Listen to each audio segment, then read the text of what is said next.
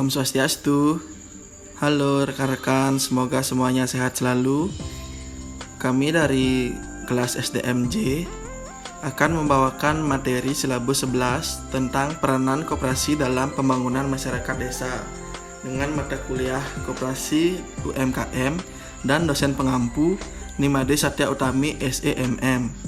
Sebelum melanjutkan materi, izinkan kami memperkenalkan diri. Saya Iputu Gandhi Adi Priyatna, lalu Imade Gustianandi Adi Pangestu, dan Nimade Sari Wahyuni.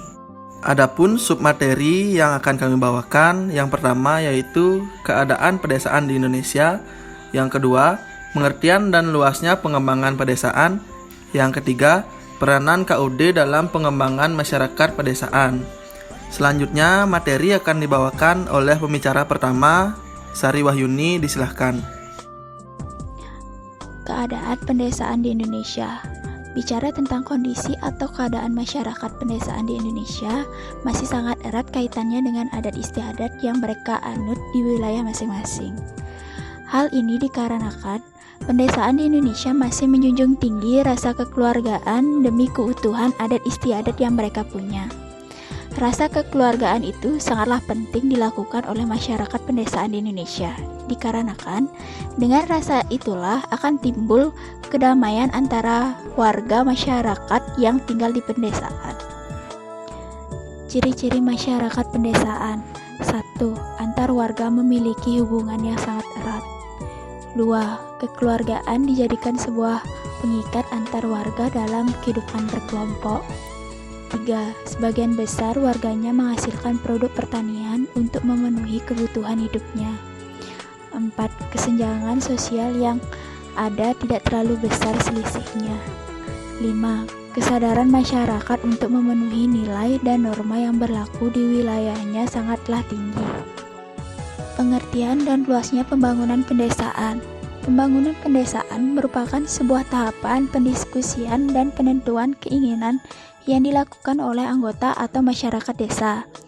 Setelah itu, dilakukan perencanaan atau pengerjaan bersama untuk mencapai tujuan tersebut.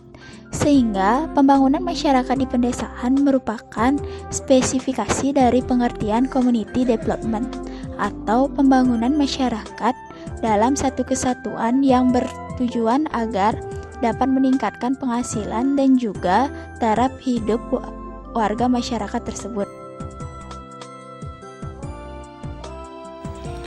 Selanjutnya, tujuan pembangunan masyarakat desa. Yang pertama, tujuan jangka pendek, yaitu peningkatan taraf hidup masyarakat di daerah pedesaan yang cenderung berada di dalam kondisi ekonomi yang lemah. Dan yang kedua, itu tujuan jangka panjang, yaitu mencapai masyarakat Indonesia yang makmur dan adil sesuai Pancasila dan Undang-Undang Dasar 1945. Alasan penyelenggaraan pembangunan di pedesaan. Pertama, jumlah penduduk yang digolongkan sebagai tenaga kerja banyak berada di pedesaan. Kedua, lebih luas dan suburnya lahan pertanian yang terdapat di desa. Ketiga, ketersediaan bahan baku yang sangat memadai. Yang keempat, jumlah pengangguran yang relatif banyak dan upahnya yang relatif rendah. Yang kelima, merupakan pasar yang potensial bagi pemasaran produk dikarenakan jumlah penduduk yang relatif banyak. Dan yang terakhir, yang keenam, sifat masyarakat pedesaan yang ramah, mudah untuk mengajak kerjasama dapat diarahkan untuk tujuan usaha yang positif seperti koperasi.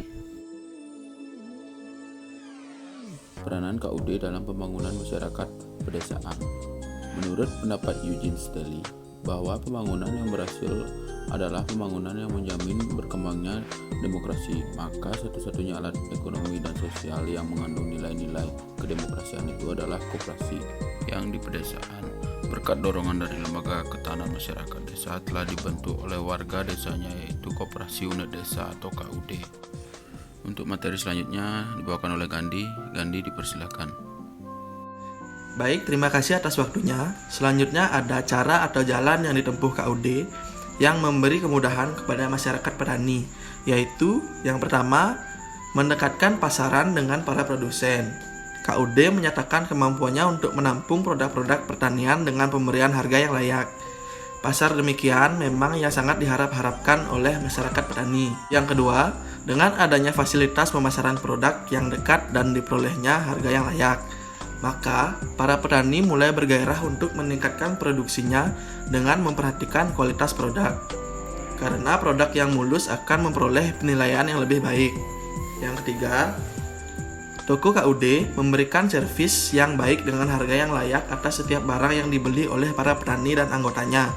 Dengan meningkatnya pendapatan, daya beli para petani menjadi meningkat pula, sehingga pertokoannya lebih dilengkapi dengan berbagai barang yang diperlukan masyarakat petani khususnya dan masyarakat pedesaan umumnya.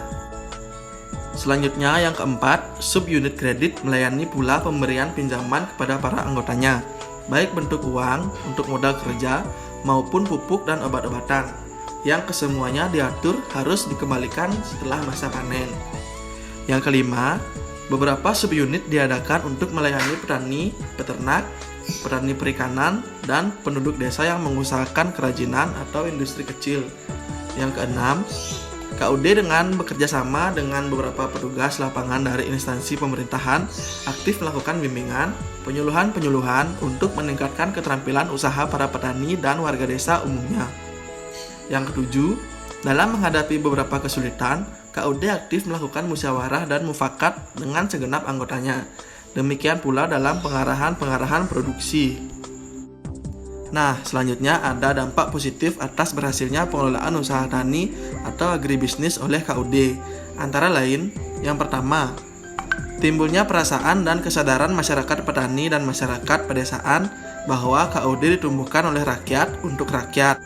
KUD adalah milik rakyat sehingga rencana dan kebijaksanaan KUD selalu mendapat dukungan penuh. Yang kedua, berhasil meningkatkan semangat kerja. Yang ketiga, berhasil dikembangkannya industri-industri kecil, pengolah hasil-hasil pertanian, dan kerajinan rakyat, yang berarti pula terserapannya tenaga kerja di pedesaan. Yang keempat, berhasilnya pembentukan modal, baik dari simpanan wajib, simpanan sukarela, dan simpanan-simpanan yang berupa tabungan.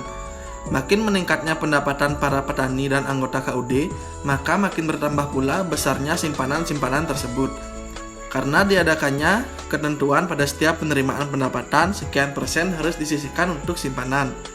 Yang kelima, berhasilnya dikumpulkan sejumlah besar dana sosial yang juga dari waktu ke waktu makin bertambah.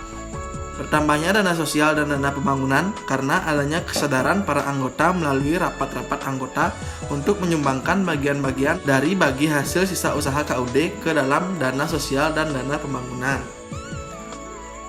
Dengan dimilikinya sejumlah dana sosial, dana pembangunan, dan sumbangan-sumbangan sukarela dari warga masyarakat desa melalui musyawarah dan mufakat, baik dengan para anggota maupun dengan LKMD atau Lembaga Ketahanan Masyarakat Desa, dapatlah dilancarkan usaha-usaha pembangunan yang terutama tertuju pada: pertama, perbaikan jalan dan jembatan di pedesaan demi untuk melancarkan usaha warga desa.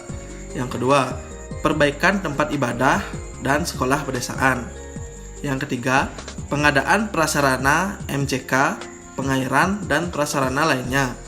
Bahkan tak sedikit jumlahnya pedesaan yang mampu untuk melaksanakan elektrisifikasi atau pemakaian penggantian dengan listrik pedesaannya. Kesejahteraan masyarakat desa akan berkembang terus selama cara kerja KUD, kejujuran para pengurusnya, semangat kerja para anggotanya dapat dipertahankan dengan sebaik-baiknya. Baik, sekian pemaparan materi dari kelompok kami. Jangan lupa subscribe, like, dan share. Terima kasih.